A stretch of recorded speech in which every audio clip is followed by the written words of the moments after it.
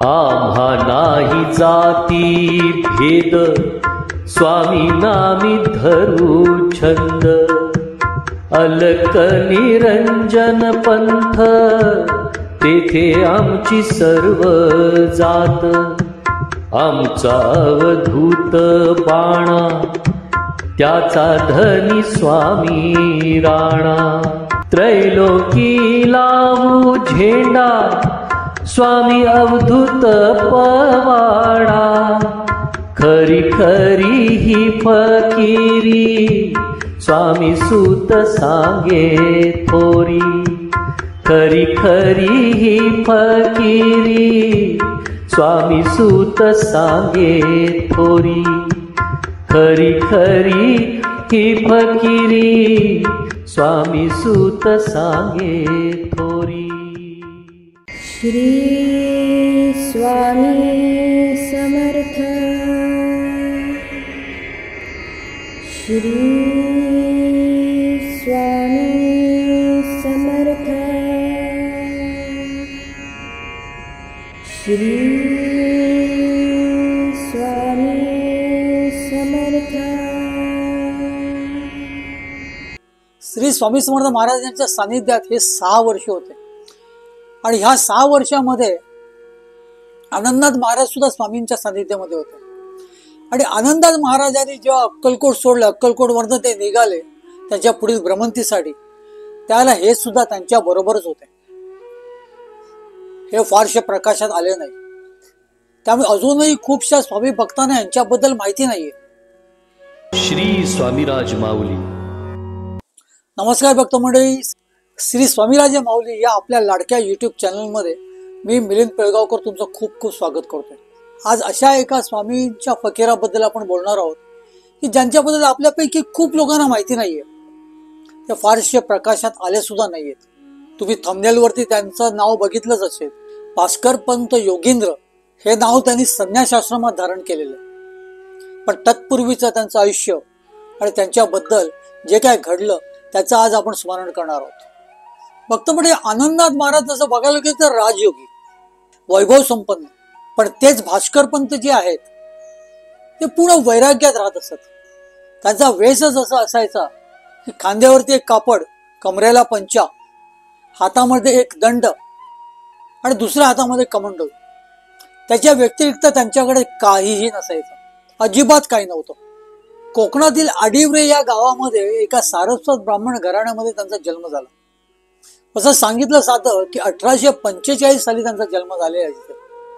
आणि त्यांचं शालेय शिक्षण वगैरे या आडिवरे गावातच झालं आणि त्याच्यानंतर ते मुंबईला आले. भक्त म्हणजे हे तेच आडिवरे गाव जे आपले गुरुदेव श्री स्वामीस्वत महाराजांच्या पूर्वाश्रमीचं गाव. या आडिवरे गावातूनच स्वामीस्वत महाराज मुंबईला आले होते. हरिभाऊ तावडे त्यांचं नाव. त्यांच्याबद्दल आपण कितीतरी वेळा बोललेलो आहोत, पण त्यांच्याबद्दल एक स्वतंत्र एपिसोड अजून आपण केलेला नाहीये. त्याचं कारणच मुळात हे आहे की एका एपिसोडमध्ये त्यांचं चरित्र मला सांगताच येणार नाहीये. आज ना उद्या कधी ना कधी ठरवून आपण स्वामीस्वत महाराजांच्या चरित्रातले काही एपिसोड्स आपण नक्की करूया. तर हे भास्कर पंत वागळे जसे मुंबईला आल्यावरती त्यांचं लग्न झालं. त्याच्यामध्ये त्यांना एक मुलगा झाला आणि काही दिवसातच त्यांना विरक्ती आली. त्यांच्या संसारामध्ये मन लागेना. त्यांना सदोदित असं वाटत असे की या संसारामध्ये काहीच दम राहिलेला नाहीये. कोणालाही न सांगता त्याने एके दिवशी आपलं घर सोडलं आणि घर सोडून ते थेट अक्कलकोटला गेले. स्वामी महाराजांच्या सानिध्यात ते 6 वर्ष राहिले. स्वामी महाराजांच्या सेवेत राहिले. महाराजांच्या आणि त्यांच्याबद्दल काही घडलं असेल पण त्याच्या नोंदी नाही आहेत कुठे. आणि ह्या 6 वर्षामध्ये महाराजांच्या सानिध्यात जे काय भास्कर पंत 6 वर्ष राहिले त्यावेळेला तिथे वेंगुर्ल्याचे आनंदनाथ महाराज सुद्धा होते. या आनंदनाथ महाराजांवरती सुद्धा आपण एपिसोड करणार आहोत. पण तुर्तास एकच सांगतो की आनंदनाथ महाराज हे स्वामी महाराजांचे निस्सीम भक्त, स्वामी महाराजांचा फार मोठा फकीर आहे. तुर्तास एवढंच सांगतो की त्यांची तिथे वेंगुर्ल्याला जिवंत समाधी आहे. जशी ज्ञानेश्वर माऊलींनी समाधी घेतलेली आहे, जिवंतपणे समाधी घेतलेली आहे, तशीच या आनंदनाथ महाराजांनी सुद्धा जिवंतपणे समाधी घेतलेली आहे. वेंगुर्ल्याच्या कॅम्प एरियामध्ये त्यांचा आज मठ आहे. त्यांना स्वामी महाराजांनी पादुका दिलेल्या होत्या अगदी खकारून तोंडातून काढून त्या पादुका दिल्या होत्या. त्या पद्धतीच्या पादुका फार कमी लोकांना दिलेल्या आहेत. त्यापैकीच एक हे आनंदनाथ महाराज आहेत. तर या आनंदनाथ महाराजांचं सानिध्य सुद्धा या वागळ्यांना 6 वर्ष त्यांना मिळालं. आणि 6 वर्षानंतर आनंदनाथ महाराजांनी जेव्हा स्वामींचा निरोप घेऊन तिथून प्रस्थान केलं, पुढच्या भ्रमंतीसाठी ते निघाले, त्याला त्यांच्या बरोबर हे भास्करपंत वागळे सुद्धा होते. मुंबई, नाशिक, सावरगाव, शिर्डी, खोडावडे अशी भ्रमंती करत करत अखेरीस आनंदनाथ महाराज आणि भास्करपंत हे वेंगुर्ल्याला आले. वेंगुर्ला आले आणि ते वेंगुर्ल्यामध्ये स्थायिक झाले. सुरुवातीचा काही काळ भास्करपंत आनंदनाथ महाराजांच्या बरोबरच असायचे. नंतर आनंदनाथ महाराजांनी एकांत ठिकाण असं त्या वेंगुर्ल्यामध्ये शोधलंय. कॅम्प म्हणून एक परिसर आहे. त्या कॅम्पामध्ये फारशी रहदारी नसायची आणि तिथे आनंदनाथ महाराजांनी आपला मठ केला. त्यांना मिळालेल्या स्वामींच्या ज्या पादुका होत्या, एवढ्या छोट्याशा महाराजांनी त्या ककारून काढून दिल्या होत्या, त्याची तिथे स्थापना केली. एके दिवशी भास्करपंत बसले असताना आनंदनाथ महाराजांनी त्यांना सांगितलं, पंत इथे तुम्ही राहू नका, तुम्ही भरल्या बाजारात जाऊन बसा. आनंदनाथ महाराजांची आज्ञा होताच भास्करपंत तिथून उठले आणि वेंगुर्ल्याच्या बाजारामध्ये जाऊन ते बसले. तिथे एक देऊळ होतं. त्या देवळाच्या बाहेरच त्यांचा वावर असायचा. हळूहळू लोक त्यांना भुजू लागली. फारशा लोकांना ते जवळ येऊन देत नसत, कारण त्यांना वैराग्य खूप प्रिय होतं. त्यांना कुठच्याही पद्धतीने कोणी त्यांची केलेली सेवा त्यांना आवडत नसायची. त्यामुळे तिथे सुद्धा ते एकांतातच राहत असत. कोण आलं तरी ते त्याला जवळ घेत नसत, ते त्याला हकलवून देत. पण लोकांना माहिती होतं की हे सिद्ध पुरुष आहेत, त्यामुळे लांबून का असो तिथली लोक त्यांचं दर्शन घेत असत. त्यांच्या दर्शनाने त्यांचं खूप कल्याण झालेलं आहे. कितीतरी अशी उदाहरणं आहेत की भास्करपंत आम्हाला जवळ येऊन देत नाही आहेत, पण लांबून जरी त्यांचं दर्शन घेतलं तरी दिवस आपला चांगला जातोय. त्यामुळे लांबूनच लोक त्यांचं दर्शन घेत असत आणि आपला पूर्ण दिनक्रम हा सुखात घालवत असत. 1891 साली आनंदनाथ महाराज आणि भास्करपंत वेंगुर्ल्यात आले. आनंदनाथ महाराज त्यांच्यापेक्षा कितीतरी मोठे होते वयाने, त्यामुळे भास्करपंत त्यांना अगदी मोठ्या भावासारखा मानत. आनंदनाथ त्यांना गुरु समान होते. त्यामुळे त्यांनी त्यांना सांगितलं तू भरल्या बाजारात जाऊन बस म्हटल्या होती, ते ताबडतोब तिथे गेले. आनंदनाथ महाराजांनी 1903 साली समाधी घेतली आणि त्याच्यानंतर 21 वर्ष हे भास्करपंत त्या वेंगुर्ल्यामध्ये होते, हयात होते. वेंगुर्ल्याचा जो नारायण तलाव आहे तिथे भल्या पहाटे जाऊन ते स्नान करायचे. आंघोळ वगैरे सगळी झाली का त्याच्यानंतर ते भिक्षेला जायचे. बरं, भिक्षेमध्ये जे काय मिळेल ते माघारी येत असताना कोण त्यांना गोरगरीब दिसलं का त्यांना ते वाटून टाकायचे आणि त्यातून जे काय राहील तो त्यांचा आहार असायचा. नाही राहिलं तर त्याच कमंडलूमध्ये ते पाणी घालायचे आणि ते पाणी पियायचे आणि त्याच्यात त्यांचं पोट भरायचं. ते तृप्त असायचे. कधी कधी भिक्षेला गेलेले असताना ते समोरच्याकडे पैसा मागत. कधी कोणी पैसा ऐवजी काही जास्ती पैसे दिले तर त्याला ते खडसावून विचारत, का रे बाबा, मी तुझ्याकडे पैसा मागितला ना, तुझ्याकडे काय जास्ती झालेत का पैसे? 1 पैसा मागितला, 1 पैसा दे मला आणि वरचे पैसे काढून घे. त्याने काढून घेतले नाही तर ते वरचे पैसे त्याच्या अंगावरती ते फेकत आणि तो तेवढा 1 पैसा ते घेऊन जात असत. पण हा पैसा सुद्धा कधी वाटेत पुन्हा कोण त्यांना दिसला गोरगरीब का तो पैसा सुद्धा त्याला ते देऊन टाकत. या नारायण तलावाच्या जवळ एक गावडे नावाचं कुटुंब राहत असत. या गावड्यांच्या घरी त्यांचा सहसा वास असायचा. ते बहुतेक वेळा या गावड्यांच्या घरातच राहत असत.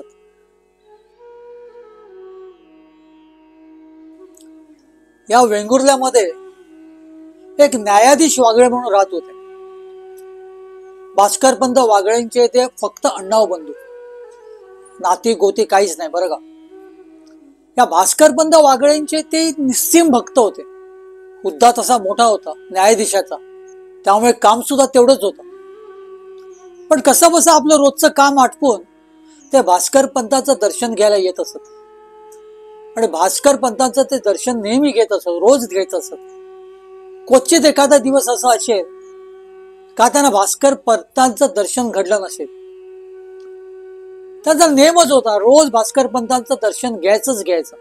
एक दिवशी ते भास्कर पंतांकडे गेलेले असताना त्यांना काय इच्छा होते माहिती नाही. त्या भास्कर पंतांना सांगता, उद्या आमच्याकडे जेवायला या ना, तुम्ही आलात तर आम्हाला खूप बरं वाटेल. त्या दिवशी न्यायाधीश साहेबांनी सुट्टी घेतलेली असते, कारण त्यांच्या घरी त्यांच्या गुरुसमान पंत येणार असतात आणि या पंतांचं स्वागत करण्यासाठी खास त्यांनी सुट्टी टाकलेली असते. त्यामुळे ते घरीच असतात. काही वेळा ते भास्कर पंत येतात सुद्धा. मोठ्या अगत्याने त्यांचं ते स्वागत करतात, त्यांना जेवू घालतात, त्यांना काय पाहिजे नको ते पाहतात. आणि त्यांना निरोप देत असताना एक भरजरी रेशम काठी त्यांना उपरणं त्यांच्या अंगावर घालतात. न्यायाधीश साहेबांनी पंतांच्या अंगावरती उपरणं जसं घालतात तोच पंत त्यांना विचारतात, अरे साहेब मी ह्याचं काय करू? न्यायाधीश सांगतात, मी तुमच्या अंगावर घातलेलं आहे, हे तुम्ही वापरा, याचा स्वीकार करा. मोठ्या भक्तिभावाने तुम्हाला ते अर्पण केलेलं आहे. त्यावेळी पंत हसतात, आपल्या अंगावरचं उपरणं काढतात ते आणि त्यांची इच्छा म्हणून त्यांना ते सांगतात, बरं मी घेतोय, पण एवढं पूर्ण उपरणाचा मला काय उपयोग आहे? आणि त्यांच्या समोरच ते उपरणं ते टराटरा फाडतात, त्याचे काही तुकडे करतात आणि त्याच्यातले 2 तुकडे स्वतःकडे ठेवतात. ते न्यायाधीश साहेबांना सांगतात की मला हे 2 बस झाले, या 2 तुकड्यांमध्ये माझ्या 2 लंगोड्या होतील रे, बस झालं मला तेवढं. आणि असाच माझ्यासारखा जर कोण आला तर त्याला ते दे, त्याला सुद्धा उपयोगी पडेल. भास्कर पंतांनी सुरुवातीला जेव्हा ते उपरणं फाडलं तेव्हा न्यायाधीश थोडे गडबडले खरे. त्याला खूप वाईट वाटलं, आपण एवढं उंच उपरणं आणलेलं, भरजरी उपरणं पूर्ण, आणि पंतांच्या हातात देताच, पंतांच्या अंगावर घालताच ते पंतांनी फाडून टाकलं. पण पंतांना जेवढा उपयोग होता तेवढं त्यांनी घेतलं होतं. आणि जे राहिलेलं होतं, माझ्यासारखं आज ना उद्या तुझ्याकडे कोणीतरी येईल, त्याला त्याची गरज असेल त्याला ते देऊन टाक. भास्कर पंत हे महान विभूती होते. त्यांचं आराध्य दैवत स्वामी महाराज होते. खुद्द महाराज सुद्धा दिगंबर अवस्थेत राहत असत. मग अशा वेळेला भास्कर पंत पूर्ण अंग कसे काय झाकून घेतील? ते वैराग्यातच होते हो. त्यांना कपड्या लत्त्याची काहीच गरज नव्हती. पण न्यायाधीश साहेबांचं मन राखण्यासाठी त्यांनी त्याचे 2 तुकडे स्वीकारले.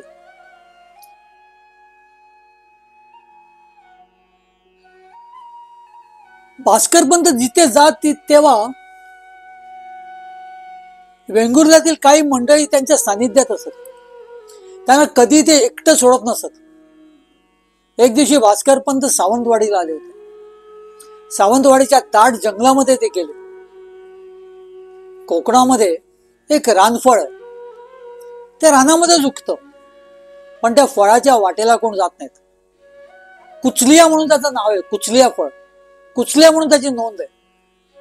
या फळाचं असं म्हणतात की हे फळ इतकं विषारी असतं, या फळाचा नुसता वास घेतल्यावरती सुद्धा माणूस बेशुद्ध पडतो. आणि एखाद्या लहान मुलाने तो वास घेतला तर त्याची काही शाश्वती राहत नाही. या फळाला तिथे भूताचं फळ सुद्धा म्हटलं जातं. लोकांना घाबरवायला असेल की जेणेकरून लोक त्या फळाच्या वाटेला जाणार नाहीत. इतकं विषारी हे फळ असतं की ते खाणं तर लांबच, त्याचा वास सुद्धा येऊन देत नाही लोक, त्याचा वास सुद्धा घ्यायलाच कोण जात नाही. पंतांना ही फळ त्या रानामध्ये दिसली. पंत लगेच त्या झाडांच्या दिशेने गेले. तोच लोकांची बोंबाबोंब झाली, पंत जाऊ नका तिथे, ते कुचलियाचं झाड आहे, फार विषारी झाड असतं ते. पंत ऐकतायत कुठे? पंत त्या झाडाकडे गेले आणि स्वतःच्या हाताने काही फळं त्यातली तोडली आणि त्यातली ओंधळीभर फळं जी होती ती तोंडात घालून खाऊन टाकली. हो, सानिध्यातली लोक एवढी घाबरलेली की आता पंतांना काय होईल आणि काय नाही. सगळ्यांची धावपळ चालू होती. या फळाचं विष जर पंतांना बाधलं तर त्याच्यावर उतारा काय हे एकमेकांना विचारू लागले. पण पंत आपले काकडी खावी तशी ती फळं खात होते. कचाकच खाऊन ती फळं त्यांनी संपवली.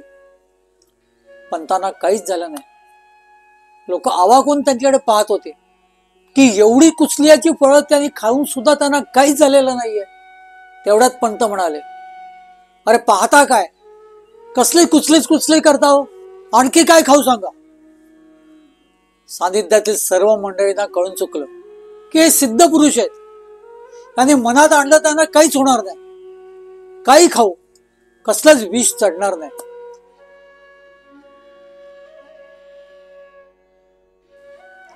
असाच एक प्रसंग आणखीन सुद्धा आहे. गाव म्हटलं का सगळंच काय आलं. वेंगुर्ल्यामध्ये एक दारूचा गुत्ता होता.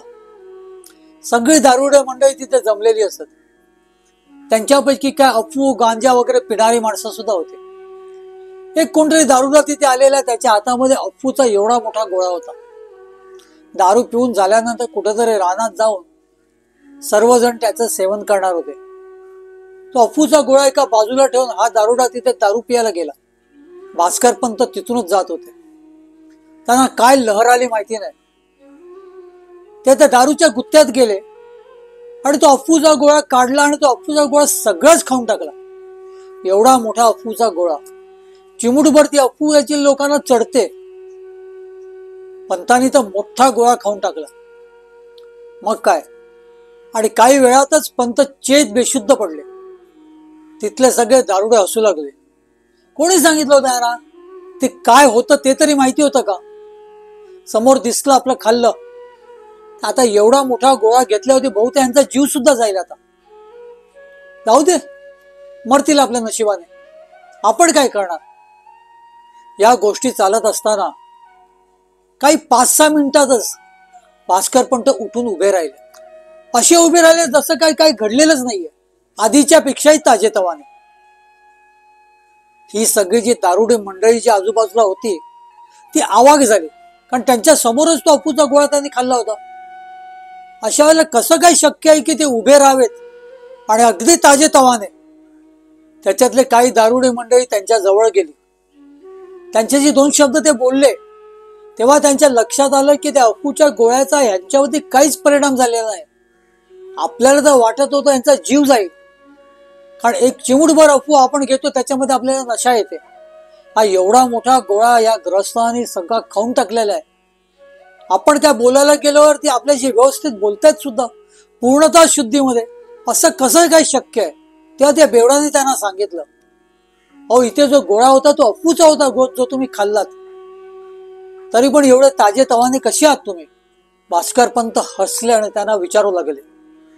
ते पूर्णतः नामानिराळे झाले होते.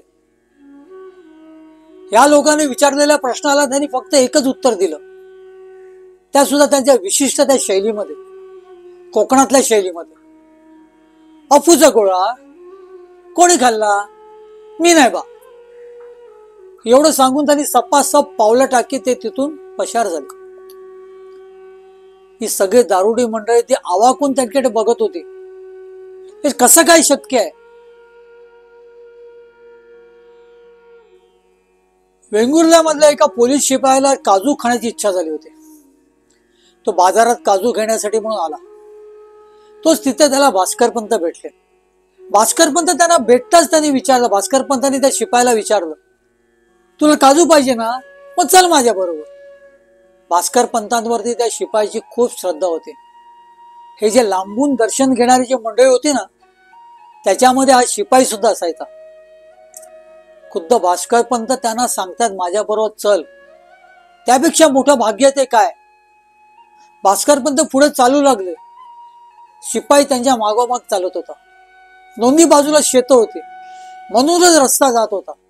मध्ये त्यांना एक बाई भेटली. तिच्या डोक्यावर मोठी टोपली होती. तिथे सगळे काजू आपल्या शेतात सुकवून बाजारात विकायला घेऊन जात होते. भास्कर पंतांनी तिला थांबवलं. तिची पाठी खाली उतरवली आणि त्या ओंजळी भरून भरून ते काजू त्या शिपायाला ते खाऊ घालू लागले. शिपायाला सांगितलं, पोट भर खा, अगदी तृप्त होईस तो बर का, मी तुला खाऊ घालतो. तेवढ्या वेळ ती बाई तिथेच थांबली होती. ती बाई सुद्धा भास्कर पंतांची भक्तच होती. ती मोठ्या कौतुकाने ते सगळं बघत होती. काही वेळाने तिथून जात असलेल्या एका इसमाला पंतांनी थांबवलं. अरे या बाईचे पैसे बघ किती झालेत, तेवढे देऊन टाक तिला. पंत अशी जेव्हा सेवा सांगायचे तेव्हा ह्या लोकांना यांचं भाग्य उदयाला आल्यासारखं वाटायचं. यांना असं वाटायचं की आम्ही भाग्यवान म्हणून पंताने आम्हाला त्या बाईचे काजूचे पैसे द्यायला सांगितलेले आहे. त्या माणसाने लगेच खिशामध्ये हात घातला आणि जेवढे बाईचे पैसे होतात तेवढे त्या बाईला देऊन टाकले. शिपाई मात्र काजू खाऊन पूर्णतः तृप्त झालेला. त्यांनी भास्कर पंतांच्या पायावरती डोकं ठेवलं. तोच भास्कर पंतांनी तिथून काढता पाय घेतला आणि सपासप ते तिथून चालू लागले. शिपाई काय त्यांच्या माघारी जाणार, त्याला धावावं लागलं असतं.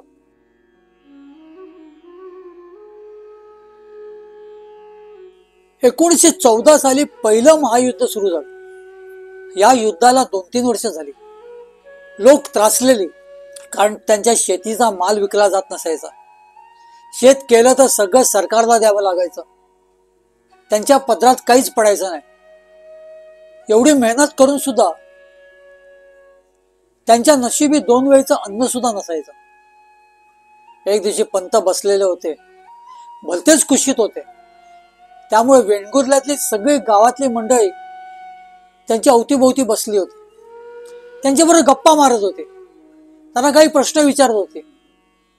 तेवढ्याच एक शेतकरी उठला आणि त्यांनी पंतांना विचारलं, पंत, हे जे महायुद्ध चाललेलं आहे कधी थांबणार?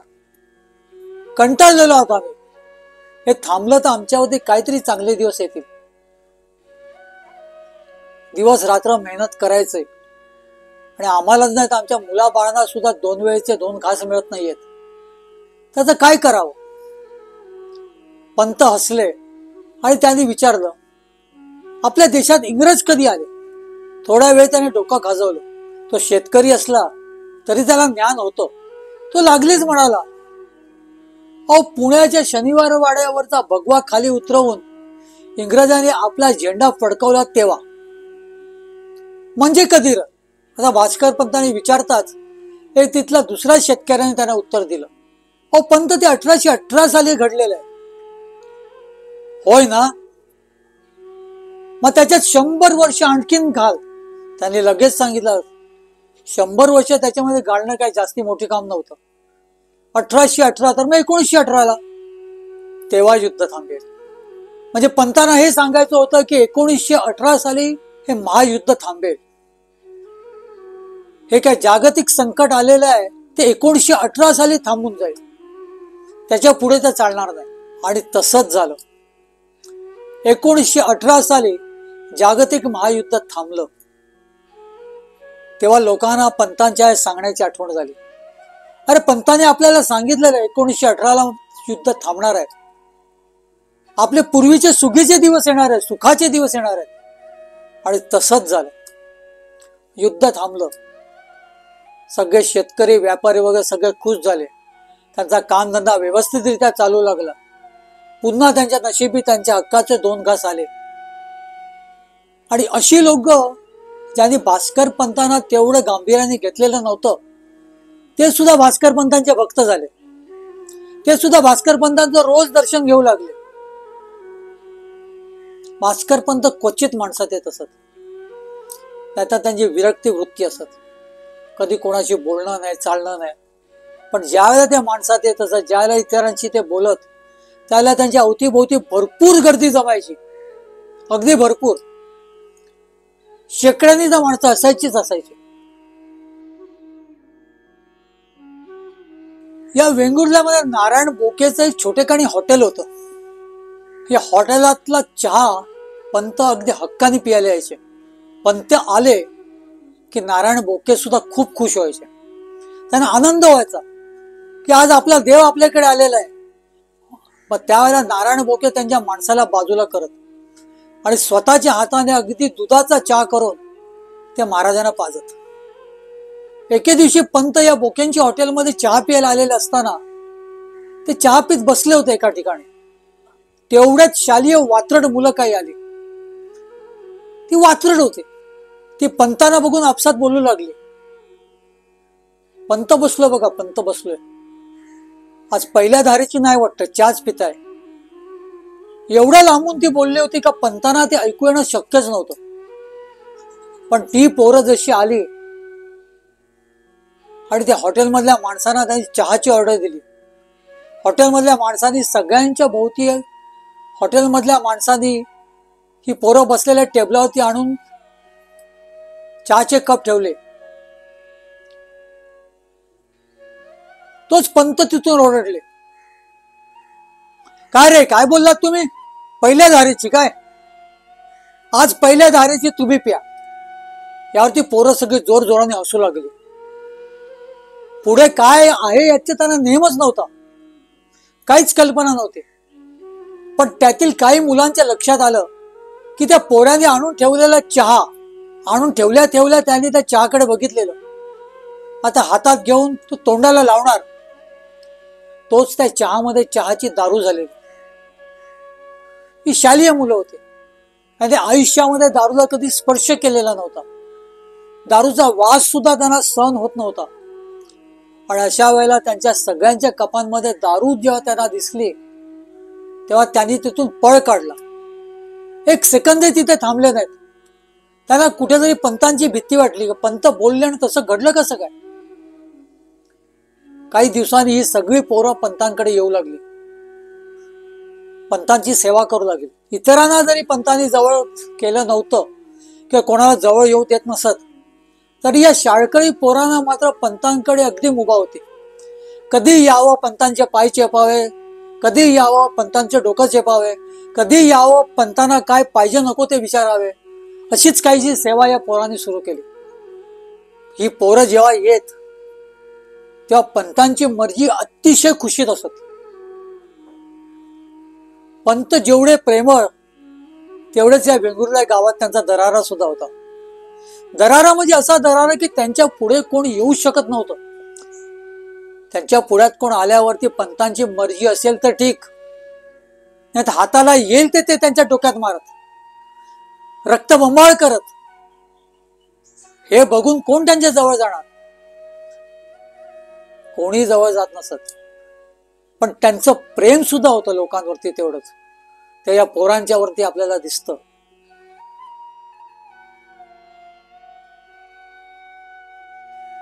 एका पंत एका दुकानाच्या पायरीवर बसले होते.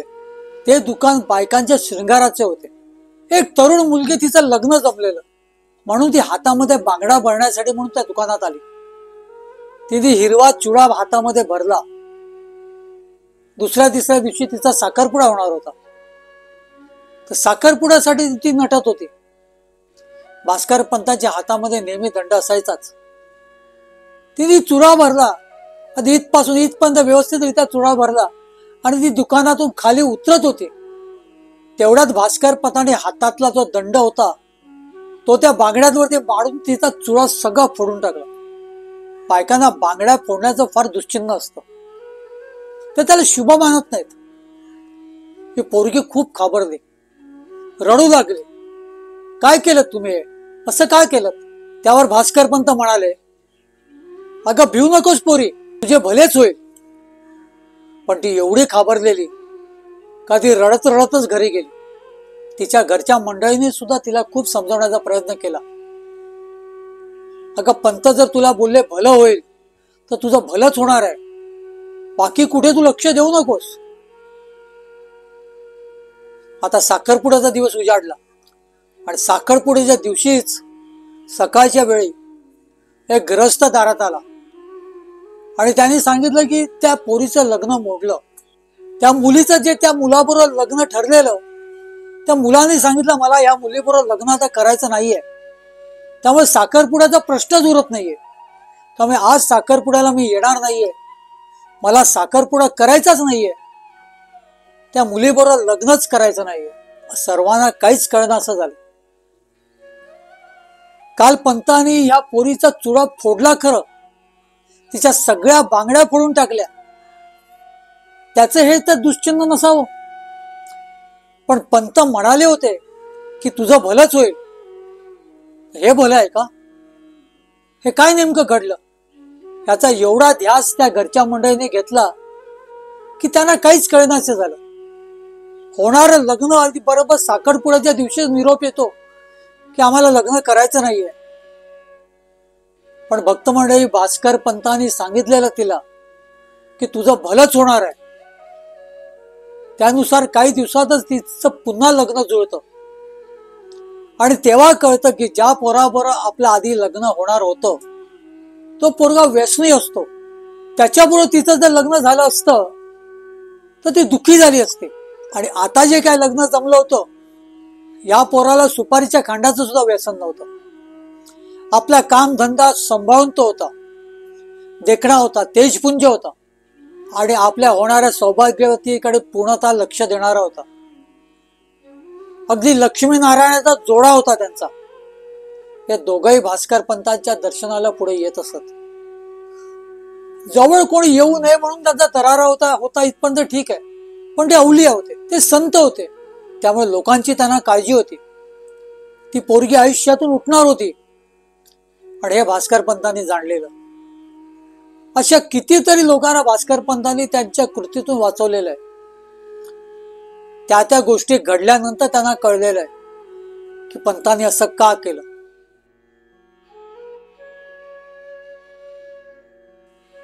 आता भास्कर पंत वयोमानानुसार थकले होते. एकाच जागी ते बसून असत आणि अशात त्यांना वेध लागले साटम महाराजांना भेटायचे. साटम महाराजांकडे दानोलीला ते नेहमी जात असत. साटम महाराजांची आणि त्यांची जणू काय मैत्रीच असायची. पण ते एकमेकाशी जे काही विचित्र वागत, जे काही ज्या पद्धतीने एकमेकाशी बोलत, ते लोकांना कळायचं नाही. एक दिवशी भास्कर पंत दानोलीला आले होते. साटम महाराजांना भेटले. दोघंही समोरासमोर बसले आणि दोघांनी एकमेकांना भरपूर शिव्यांचा भडीमार केला. यांनी एक शिवी द्यावी तर त्याच्या वरचढ शिवी पंत देत होते. असं कितीतरी वेळ चालला. त्यानंतर दोघं दमून थकून अगदी शांत बसले आणि तेवढ्यात भास्कर पंत म्हणाले, अरे मला दहीभात दे ना.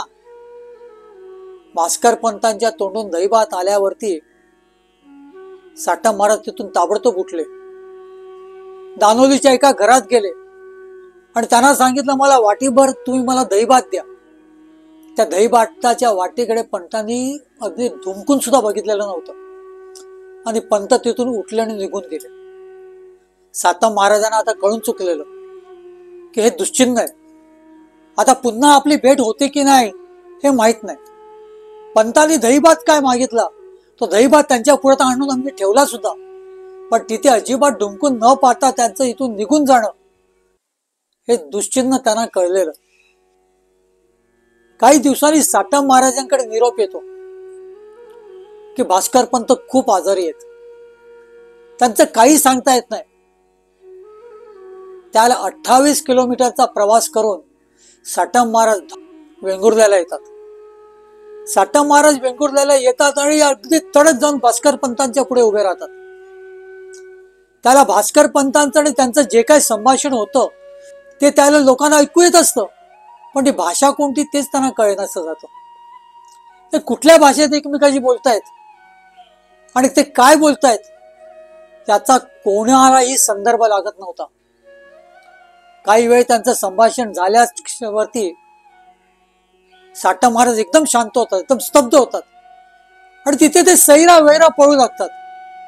लोक त्यांच्या पाठी पळतात पण कोणाच्याच हाताला लागत नाहीत. ते जोर जोराने बोंबा ठोकत असतात, इथून पळतात, तिथे पळतात, इथे पळतात. सगळ्या बाजूने लोक त्यांना पकडायचा प्रयत्न करतात, पण सगळ्यांना चकून ते धावत असतात. असाच काहीसा 1-1.5 तास जातो. शेवटी साटम महाराजांना ते पकडतात. ते शांत साटम महाराजांना करतात. साटम महाराज सुद्धा शांत होतात आणि लागलीच एकाच्या गाडीमध्ये त्यांना घालून दानोलीला जाऊन सोडतात. त्यांच्या माणसांच्या सुपूर्द त्यांना करतात, त्यांच्या सेवेकरांच्या सुपूर्द करतात. त्यांना घडलेला सगळा प्रकार सांगतात. तेव्हा साटम महाराज त्यांना सोडायला आलेल्यांना सांगतात, अगदी लागलीच ताबडतोब मला इथे आणून पोचवलंस, पण तुझी गाडी 2-4 दिवसात तुटेल बरं. साटम महाराजांच्या बोलण्याचा अर्थ ते शब्दशः घेतात. त्यांना असं वाटतं खरोखर आपली गाडी कुठेतरी तुटेल, आपला कुठेतरी मोठा ऍक्सिडेंट होईल, म्हणून ते गाडी चालवतच नाही. ते सरळ वेंगुर्ल्याला येतात, गाडी बंद करून ठेवतात. एक 10-15 दिवस जाऊ दे, त्याच्यानंतर काय ते बघूया असा विचार करून ते गाडी चालूच करत नाहीत. इथे पंतांची तब्येत रोजच ढासळत असते. आणि चौथ्या दिवशी पंत देह ठेवतात. तेव्हा लोकांना कळतं की तुझी गाडी 3-4 दिवसात तुटेल. हे म्हणण्याचा अर्थ काय होता त्यांचा. साठा महाराजांनी हेच भाकीत केलेलं की भास्कर पंत 3-4 दिवसातच देह ठेवणार आहेत. त्याचं असं घडलेलं असतं की भास्कर पंतांना आता जाण्याचे वेध लागलेले असतात. ते त्यांच्या माणसांना सांगतात की वेंगुर्ल्यातील सगळे विद्वान दशग्रंथी ब्राह्मण वगैरे त्यांना सगळ्यांना घेऊन या. ते जसे येतात तेव्हा त्यांच्या साक्षीने पंत प्रायश्चित्त करतात. आता प्रायश्चित्त करणं म्हणजे नेमकं काय त्याच्याबद्दल मला सुद्धा त्याची खास माहिती नाहीये, पण नोंद अशी आहे की या सर्व दशग्रंथी ब्राह्मणांच्या समोर पंत प्रायश्चित्त करतात. त्यांच्या साक्षीने प्रायश्चित्त करतात. अगदी भरपूर भक्त मंडळी त्याला जमलेली होती. त्याच्या नारायण गाडेकर सुद्धा होते. पंत डोळे बंद करून शांत बसलेले होते. काही वेळ असाच जातो. तेवढ्यात पंतांनी डोळे उघडले आणि समोर जमलेल्या सगळ्या भक्त मंडळींना सांगितलं, अरे असेच पाहत काय राहिलेत, आता भजन करत राहा. पंतांची आज्ञा ऐकताच सर्वजण आपल्या ढोल ताशावर सगळं घेऊन येतात. ढोल घेऊन येतं, कोण मृदुंग घेऊन येतो, कोण टाळ घेऊन येतं आणि भजनाला सुरुवात होते. 1-1.5 तास भजन त्यांचं चालू असतं. पंत डोळे बंद करून स्वस्थ बसलेले असतात. बाजूलाच बसलेल्या नारायण गाडेकरांना ते पाहतात आणि त्यांच्या मांडीवरती आपलं डोकं ठेवतात. मांडीवरती डोकं ठेवताच काही वेळाने नारायणरावांना कळतं की पंत आता राहिलेले नाहीयेत. पंतांनी देह ठेवलेला आहे. तेव्हा ते तिथलं भजन थांबवतात आणि सगळ्यांना सांगतात की पंत आपल्याला सोडून गेलेले आहेत, पंत आपल्यामध्ये नाहीयेत. हे ऐकून रडारड होते. सगळीकडे हाहाकार होतो. गावा परगावातली माणसं सुद्धा सगळी तिथे जमतात. फक्त पण भजन करत राहा याचा नेमका अर्थ काय की देवाला एवढे भजा की नकळत तुम्ही देवाचे गुण गाल. हातामध्ये टाळ मृदुंग घेऊन तुम्ही स्वामींचे गुण गाल, तुम्ही पंतांचे गुण गाल, तुम्ही त्या परमात्माचे गुण गाल. आणि ही जी प्रक्रिया सगळी आहे त्याला भजन म्हणतात. तुमची ती अवस्था व्हावी लागते, आत्मसमर्पण ज्याला आपण म्हणतो. आणि नकळत तुमच्या मुखातून जेव्हा देवाचे गुण गायले जातात, हातामध्ये वाद्य घेऊन तुम्ही नाचता, ते खरं भजन आहे. आणि भास्कर पंतांना तेच अभिप्रेत होतं. भास्कर पंतांनी त्याचमुळे सांगितलं की आता भजन करत राहा. ते असं म्हणाले नाही की आता भजन करा, ते म्हणाले आता भजन करत राहा. म्हणजे त्या परमात्म्याला तुम्ही भजत राहा कायम. त्याच्यावरती श्रद्धा ठेवा, त्याच्यावरती विश्वास ठेवा. तोच तुमचा एकमेव पालन करताय, तोच तुम्हाला एकमेव सांभाळणार आहे. तेव्हा माझ्या स्वामीरायाला विसरू नका. स्वामीरायांचं नामस्मरण सदोदित तुमच्या मुखात असू द्या. त्यांचं स्मरण अखंड राहू द्या. काही दिवसातच बाजारपेठेत त्या देवळाच्या बाहेर जिथे त्यांचं वास्तव्य असायचं तिथे त्यांची एक छोटेखानी मूर्ती स्थापन झाली. नारायण तलावाच्या काठावरती त्यांची समाधी बांधण्यात आली. आज ही मूर्ती, त्यांची ती समाधी आणि त्यांचे त्या काळातले भक्त, त्यांचे वंशज आज सुद्धा तिथे आहेत. कोणाच्या घरामध्ये त्यांची मूर्ती आहे, कोणाच्या घरामध्ये त्यांचं तैलचित्र आहे, तर कोणाच्या घरामध्ये त्यांच्या वस्तू आहेत. या सर्वाचा वृत्तांत त्यांची परवानगी घेऊन आपण त्यांच्याकडे जाऊन सुद्धा आपण शूट करणार आहोत. तुर्तास एवढं मात्र नक्की सांगतो की भास्कर पंत वागळे यांच्यावरती स्वामी समर्थ महाराजांची अखंड कृपा होती. अखंड स्वामी नामात ते दंग असत. आज सुद्धा भास्कर पंत वागळे यांना लोक तिथे स्मरतात.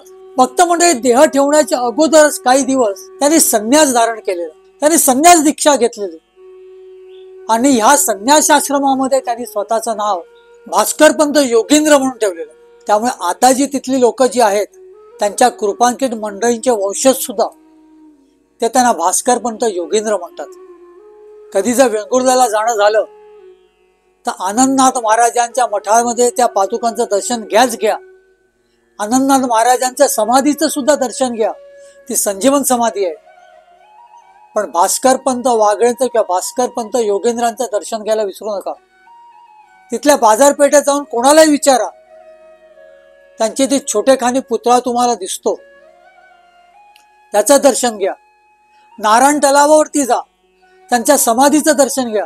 स्वामी महाराजांचं स्मरण करा, आनंदनाथ महाराजांचं स्मरण करा आणि मोठ्याने म्हणा श्री स्वामी समर्थ. स्वामी देई हेची दान नित्य चरणाचे दर्शन, चरणाचे दर्शन, नित्य चरणाचे दर्शन. मज नको धन दारा तुझ्या चरणी द्यावा थारा, चरणी द्यावा थारा, तुझ्या चरणी द्यावा थारा.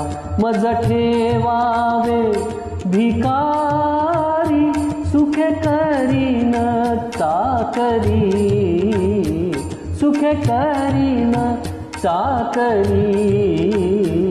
तुझे नाम माझी जोड मुखी राहो तेची गोड, राहो तेची गोड, मुखी राहो तेची गोड. स्वामी देई हेची दान नित्य चरणाचे दर्शन, चरणाचे दर्शन, नित्य चरणाचे दर्शन. तुझ्या चरणी माझा माथा ऐसे करी दीनानाथा, ऐसे करी दीनानाथा. तुझ्या नामी लागो छंद मज द्यावे दासपद, द्यावे दासपद, मज द्यावे दासपद. स्वामी देई हेची दान नित्य चरणाचे दर्शन, चरणांचे दर्शन, नित्य चरणांचे दर्शन. सुत मागे हेची दान, सुत मागे हेची दान. तुझ्या चरणी होऊलीन, तुझ्या चरणी होऊलीन. स्वामी देई हेची दान नित्य चरणांचे दर्शन, चरणांचे दर्शन, नित्य चरणांचे दर्शन. मज नको धन दारा तुझ्या चरणी द्यावा थारा, चरणी द्यावा थारा, तुझ्या चरणी द्यावा थारा. स्वामी देई हेची दान नित्य चरणांचे दर्शन, चरणांचे दर्शन, नित्य चरणांचे दर्शन. स्वामी देई हेची दान, स्वामी देई हेची दान, स्वामी देई हेची दान.